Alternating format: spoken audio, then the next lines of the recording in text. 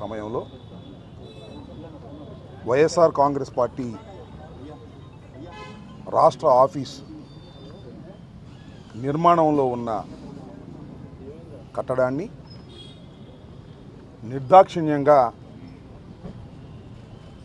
బుల్డోజర్లు ఇతరత్రా ఉన్న వాహనాలను తీసుకొచ్చి సుమారుగా ఒక 2 గంటల్లోనే పూర్తిగా నిర్మాణంలో ఉన్నటువంటి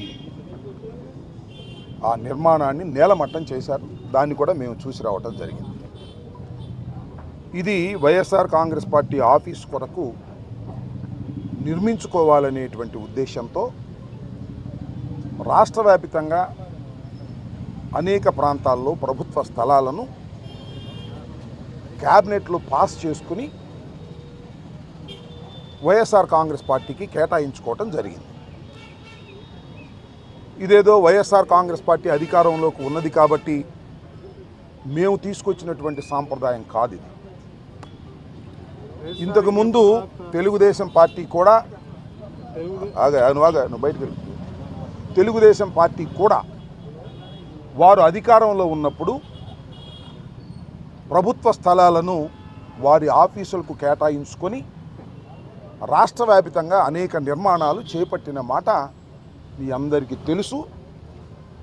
ముఖ్యంగా ఇవాళ తాడేపల్లిలో ఉన్నటువంటి వాళ్ళ సెంట్రల్ ఆఫీసు కూడా ప్రభుత్వ స్థలంలో నిర్మించబడినదే. దానిలో ఇంకా కొద్దిగా వాగు పోరంబోక అది కూడా ఆక్రమించుకున్నారనేటువంటి అభియోగాలు ఉన్నాయి. అది కోర్టులో కూడా డిస్ప్యూట్ నడుస్తూ ఉన్నది. మేము ఇక్కడ చాలా పాయింట్అవుట్ చేయాలనుకుంటున్నటువంటి అంశం ఏమిటంటే నిర్మాణంలో ఉన్నటువంటి మా భవనాన్ని నిర్దాక్షిణ్యంగా కక్ష సాధింపుతో ఈ నిర్మాణాన్ని కూల్చివేయటాన్ని ఈ రాష్ట్రంలోనే కాదు దేశంలోనే కాదు ఉన్న ప్రజాస్వామ్యవాదులందరూ ఖండించవలసినటువంటి అంశమని ఈ సందర్భంగా నేను మీ ద్వారా తెలియపరుస్తూ ఉన్నా. పార్టీలకు అతీతంగా ఏ పార్టీలైనా కావచ్చు. ఇవాళ తెలుగుదేశం పార్టీ అధికారంలో ఉండవచ్చు, కూటమి అధికారంలో ఉండవచ్చు. మొన్నటిదాకా మేము అధికారంలో ఉన్నాం. మాకన్నా ముందు చంద్రబాబు నాయుడు గారు అధికారంలో ఉన్నారు. అంతకుముందు రాజశేఖర రెడ్డి గారు అధికారంలో ఉన్నారు. అధికారం ఎవ్వరికీ శాశ్వతం కాదనేది చరిత్ర చెబుతున్నటువంటి సత్యం. మీ అధికారం ఉంది కదా అని మా భవనాన్ని కూల్చేయటం ఏమంత ధర్మము అనేటువంటి మాట ఇక్కడ నేను చాలా స్పష్టంగా చెప్పదలుచుకున్నాను.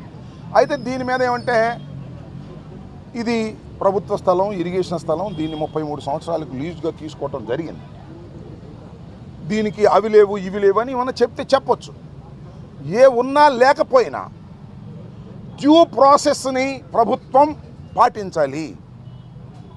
మాకు నిన్న ప్రొవిజనల్ ఆర్డర్ ఇచ్చారు సిఆర్డిఏ వారు.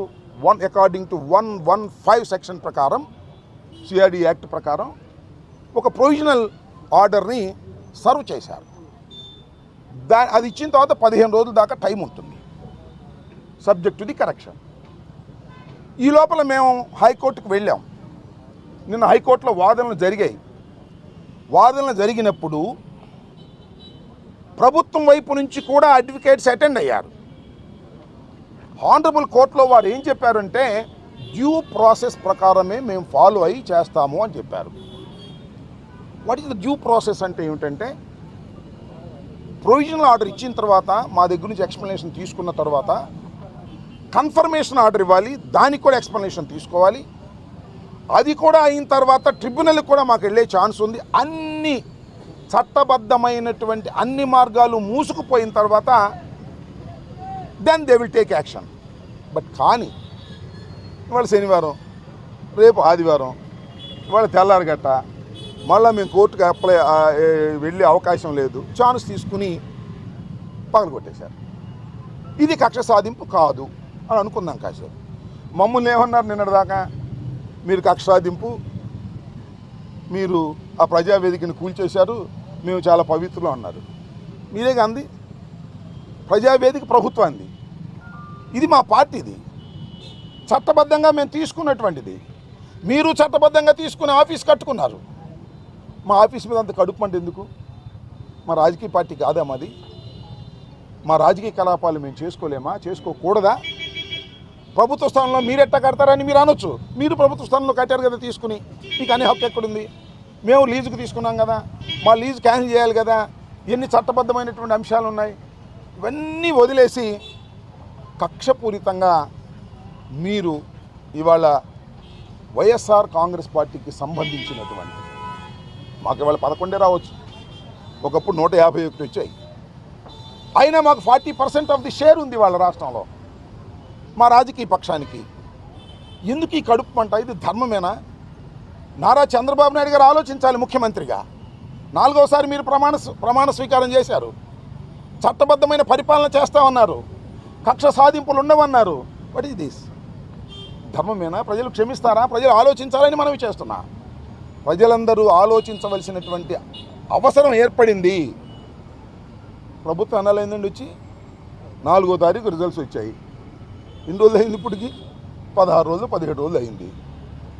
మీ మంత్రివర్గం ప్రమాణ స్వీకారం అయ్యింది, శాఖలు కూడా పూర్తిగా అందరూ సెటిల్ కాలేదు. పోనీ మీరు ఇచ్చిన సూపర్ 6 సూపర్ 7 వాగ్దానాలు ఇంకా అమల్లోకి రాలేదు. వాగ్దానాలు అమలు రాకముందే, ప్రజా పరిపాలన చేయకముందే మీరు విధ్వంసానికి పాల్పడుతున్నారంటే దేనికి మీరు ప్రాముఖ్యత ఇస్తున్నారు? దేని గురించి మీరు ఆలోచన చేస్తున్నారు? ప్రజలు గమనించలేరా అని అడుగుతాను. ఇది ధర్మం కాదు, ఇది దుర్మార్గం. ఈ దుర్మార్గాన్ని ప్రజాస్వామ్యంలో ఏ రాజకీయ పక్షాలు క్షమించకూడదని మీ ద్వారా వారికి నేను విజ్ఞప్తి చేస్తున్నాను.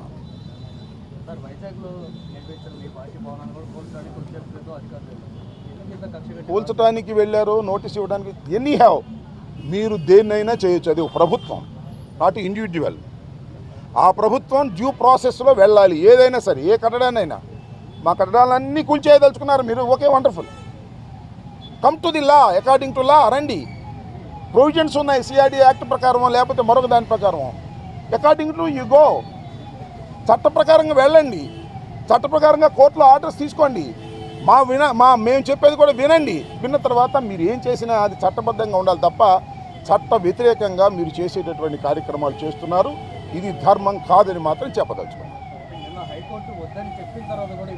నిన్న హైకోర్టులో వారు కూడా అటెండ్ అయ్యారు. మేము డిమాలిష్ చేయమని ప్రామిస్ చేశారు. That was also recorded. రేపు మళ్ళీ సోమవారం మళ్ళీ కంటెంప్ట్కి వెళ్తాం, సోమవారం క్రిమినల్ యాక్షన్కి వెళ్తాం. చట్ట ప్రకారంగా అన్ని చర్యలు తీసుకునేటటువంటి కార్యక్రమం చేస్తామని కూడా ఈ సందర్భంగా మనవి చేస్తున్నాను. హైకోర్టు, ఆనరబుల్ హైకోర్టులో ఇది ఆల్రెడీ ఇది కోర్ట్. నిన్నే వాదనలు జరిగాయి. నిన్న వాదనలో ప్రభుత్వం వైపు నుంచి వచ్చిన వారు ఏం చెప్పారు? మేము కోల్చాము అన్నారు. డ్యూ ప్రాసెస్ మేము వెళ్తాము అన్నారు. డ్యూ ప్రాసెస్ అంటే ఇది కాదు.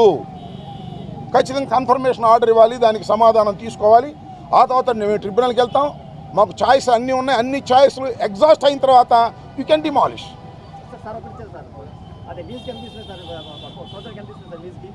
అది నాకు డీటెయిల్స్ నాకు ఇప్పుడు గుర్తులే చెప్తాను. అదే ఒక్క నిమిషం 1000 రూపాయలకి తీసుకున్నామా? నా దగ్గర దానికి డీటెయిల్స్ లేవు. 1000 రూపాయలకి తీసుకున్నామా, 1,00,000 రూపాయలకి తీసుకున్నా, that is a different matter. That was leased. అదంతా వాళ్ళు తీసుకున్నారు కదా తమ్ముడు, వాళ్ళు తీసుకున్నారుగా. అప్పుడు కూడా అడిగా, ఇప్పుడు అడిగా, మంచిదే, నేను కాదంటలా. That is not the issue here. That is not the issue. ఈ కోల్చడం అనేది ఇష్యూ. మేము తీసుకోవడం తప్ప రైటా, that is a different matter. That will challenge it before the court. There is no problem at all. What I want to say, ఇవాళ కూల్చివేత చట్టబద్ధంగా జరగలేదు, డ్యూ ప్రాసెస్ ప్రకారం జరగలేదు, ఒక కక్ష సాధింపుగా జరిగిందనేది నా ఆరోపణ. అవునో కాదో రాష్ట్ర ప్రజలు ఆలోచించండి. మేము ఓడిపోయి ఉన్నాం, 11 వచ్చాయి. Of course that is a different matter. ఒక్క విషయం నేను అవునే ఫ్లో అవునాయి అబ్బా, చెబుతూ అడుగుతూ నీకు ఛాన్స్ ఇస్తాను. మేము ఇవాళ ఓడిపోయి ఉండొచ్చు, శాశ్వతం కాదు కదా. ఓటములన్నీ కూడా నడుస్తూ ఉంటాయి, గెలుస్తూ ఉంటాం, ఓడుతూ ఉంటాం. ఇది ఆగాయా నీకెందుకు ప్రైవేట్ బ్యాంక్, నన్ను అడుగా చెప్తాను. సో నేను ఇస్తాను నీకు టైం. సో ఇది ఉన్న వాస్తవం. కాబట్టి ఇది కక్ష సాధింపు చర్య అని మేము చెప్పదలుచుకుని మీరు అడగండి సార్.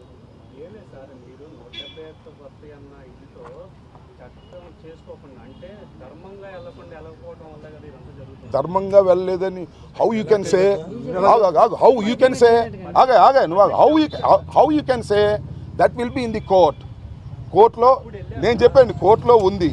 కోర్టులో నేను ఇక్కడ పాయింట్ మీరు అర్థం చేసుకోండి. పాయింట్ ఈజ్ కోర్టులో సిఆర్డిఏ అడ్వకేట్ వచ్చి మేము ప్రాసెస్లో వెళ్తాము, డ్యూ కోర్సులో వెళ్తాము, మేము డిమాండ్ చేయము అని నిన్న చెప్పారు. That was recorded. దాన్ని క్వశ్చన్ చేస్తున్నా. ఇక నువ్వు పొలిటికల్గా 100 మాట్లాడితే నేను సమాధానం చెప్పలేను. This is the court issue. Demolish అనుమతి లేదని కోర్టులో చెప్పబ్బా, లేకపోతే నువ్వు కూల్చేసేటగు ఉందా లేదా కోర్టులో చెప్తాను దానికి. ఇవాళ కేసు ఆర్గ్యుమెంట్ ఇక్కడ కాదు కదా. This is not the court. You can ask any question, I can say.